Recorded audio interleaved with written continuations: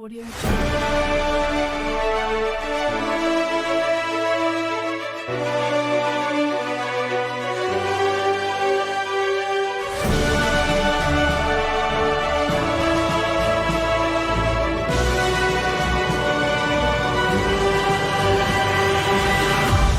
Audio Jungle.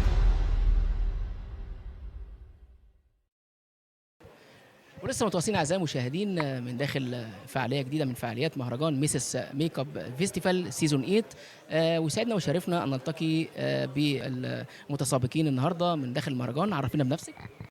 دكتورة أميرة خيري من بني سويف، ميك اب ارتست ومتخصصة في علاج البشرة والشعر. اهلا وسهلا في أهلا صوتك.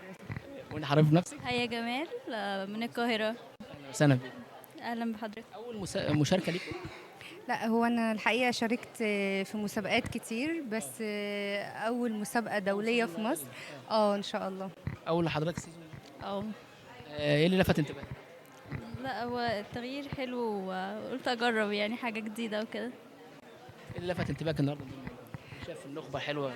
والله لا، كل التنظيم ما شاء الله من أول عامل لآخر عامل ما شاء الله، يعني حاجة مشرفة جدا.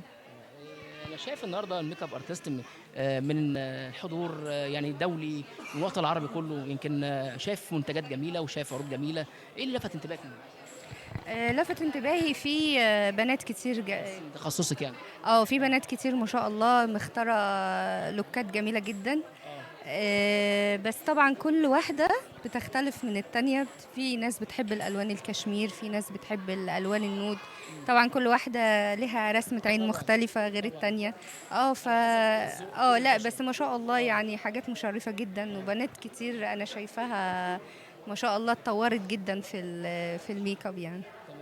لا، بيطلعوا حاجات جديدة، بيبدأوا إن هم يشتغلوا على نفسهم أكتر. فدي حاجة كويسة يعني من بشكركم. قبل ما نختم لقائنا صح تحبوا توجهوا كلمه النهارده للاستاذ محمد فتحي وتقولوا له ايه، والاستاذ علي بنزيمه واستاذ ايمان؟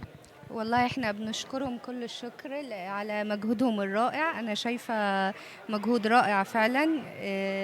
الحفلة منظمة، المواعيد مظبوطة، كل حاجة زي ما وعدنا وفى بيها.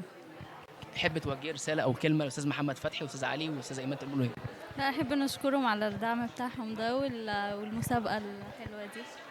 شكرا ليك يا فندم. نورتي. ونورك. سيبكم بقى تحتفلوا بالاجواء وان شاء الله نلتقي لقاء اخر دايما مع بعض. ميرسي جدا. شكرا يا فندم. الف شكر.